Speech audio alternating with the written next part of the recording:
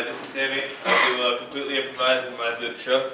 I'll show you what this looks like a little bit here first in Ableton, so you know what I'm doing. I'll talk about my gear, and then I'll do a little time of performance. Essentially, I like to use Ableton because it's very much, it's called live. It's set up for doing things live. I do basically everything in session view. What I do is I build up playgrounds and then I play around with them. I've got a bunch of short drum loops.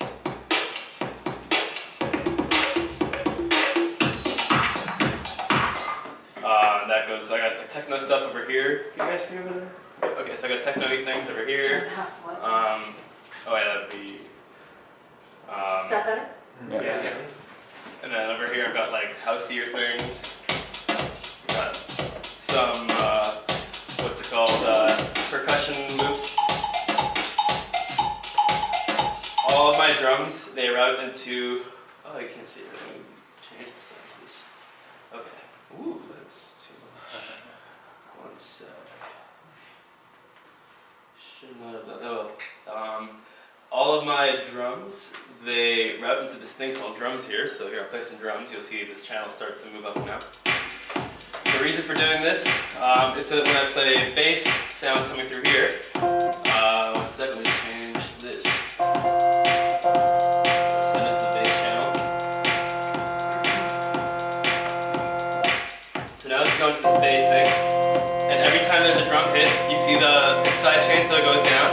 The reason for that is so that my drums and bass notes don't interfere frequency-wise, and that makes a big difference for subwoofers at big systems because they can only produce one note at a time. Last but not least, I've got on my master channel, I've got a limiter to catch the peaks. Everything is done live, I'm setting levels live. On big speakers, that can really hurt people's ears if something peaks, and I don't want that to happen. So that's a catch-all at the end. That's basically it, and now I'm just gonna go ahead and mess around with this.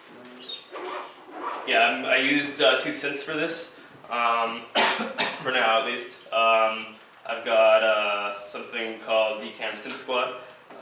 This is a strobe instance of it. It's a really great synth that lets you build stuff easily. The reason I use it is because it's the programmers that made it, they designed the actual circuitry. They modeled every single chip in the circuitry of classic synths. Traditionally, most software synth makers, they design the synth as a whole. And these guys have gotten a much warmer, more natural analog sounding thing. And they had a discount from like $100 to $20. So that was my first like real synth purchase. Otherwise I'm using, for the most part, Ableton built-in synths. As far as controllers, everything's controller based here. I do use hardware and vocals as well, and they go into Ableton through a audio interface, but not today. Got a basic control system here that lets me. Okay, you can see there's stuff. This thing here is moving, and I can move whatever I want. I got one-to-one mapping here. That way I can get away from the screen, really just like be playing with hardware, playing with sounds, which is really important if you're going to do live things, and it's so useful to just be able to touch things and move things and not have to find them on the screen and then move your mouse and whatnot. And then I also use built-in Ableton instruments, and the same thing, they translate into here. I also have a pad control. I'm running an alternate firmware on it that lets me send scale data, and I can change scales to. But I'm gonna end this set on the blues note, so I'll have blues set up in there. Yeah, that's basically it. I'm gonna go ahead and play some stuff now, and it's all improvised. So if something sounds terrible, I apologize in advance.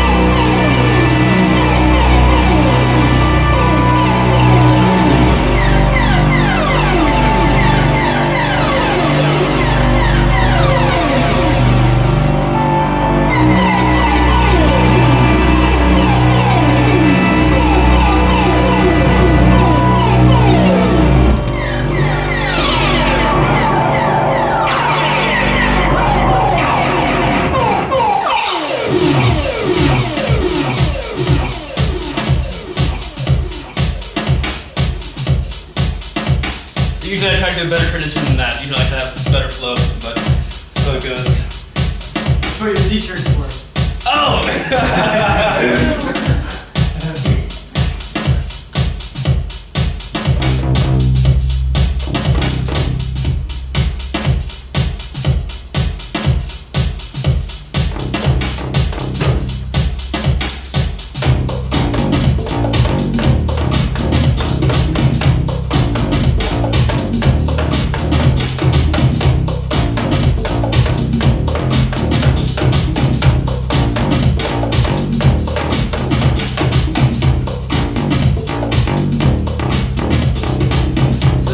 Where I don't actually know how this sounds because this particular instrument moves around in space and this room is so badly not doing the things he was talking about, so.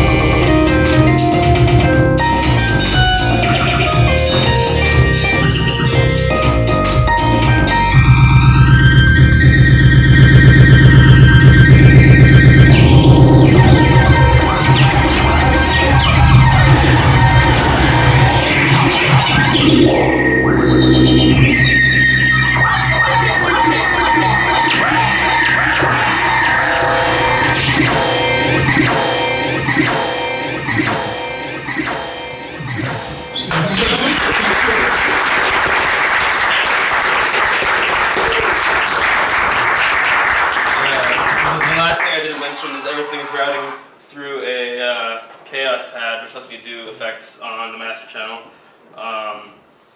Yeah, any questions? Yeah. Do you ever use a interface and headphones to like listen and actually cue up sound speed or anything, or are you just always just freeform? No, it's always freeform. What I've started doing more of is not dragging in synths that I haven't tried before.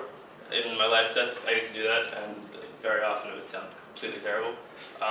So like I went ahead and like actually this morning I like went through, okay, what would sound good together here, what would sound good together here. And even then that didn't translate because of the stuff he was talking about, because my room sounds very different from here. Like, so there are things that we're playing right now, I was like, fuck, this isn't, I mean, shoot, this isn't what I, what I wanted to, what I wanted to sound like. But I mean, it works enough. Yeah, it's just the act of playing and looping something takes so much focus and like doing it that if I were to sit and listen to stuff, I just would worry about it getting boring and like not like I need to be always changing, adding, and moving forward for it to work. Yeah, cool. Anybody else? Where can people? Oh, Yeah, we already started talking.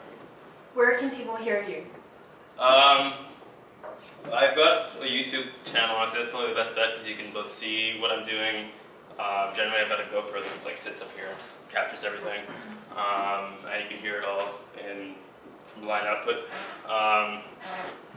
Yeah, I just moved here from Vancouver a couple months ago, and I'm working more than full time on software, so I'm not really doing any gigs down here. Otherwise, I'd say you can catch me live. Yeah. What was the YouTube account? Oh yeah, this is Sammy. All one word. SAMI is how you spell my name. All lowercase. Yeah.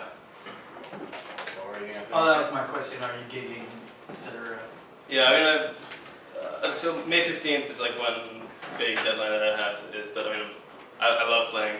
I love jamming too. When I was in Vancouver, I used to organize electronic jam sessions, or as one, and it's an electronic jam session where people just bring their gear and I'll have like a mixer, we'll all plug in and try to coordinate something that isn't too chaotic, which is generally the case. It is too chaotic. Who's Master Clock? Well, yeah, we figured that was pretty straightforward to figure it out. That wasn't too bad.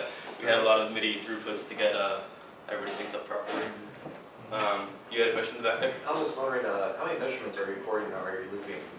It varies. So the way I have it set up in Ableton is I have this 1 bar thing, which means that at any point that I start triggering a loop, so here, I'll just show you. So I just clicked it there and it started playing, it started the loop every time it hits the bar. So up here, every time this becomes 1 is when it starts or stops. So nothing is quantizing. The only thing that's quantizing is the start or end point of each loop so that I know that they'll play in sequence as I play them. So here, I'll turn on the metronome. Where is the metronome? I don't know the metronome. There, over, To the left. over to the left. Left? The 2 dots slide. Circles. 2 circles? Oh, this is the metronome, okay. Well, there's no output anymore, but for whatever reason, it's not. Doesn't matter. Yes, if I were to trigger this now, that's when it's actually starting to play. So that's how I actually keep things in sync. But yeah, I come from a drumming background, so I'm comfortable with like laying things down the time that I want them to begin. So that's my approach. It's all a very percussive style of playing more than anything else. Anybody else? Cool. Well, thank you for listening.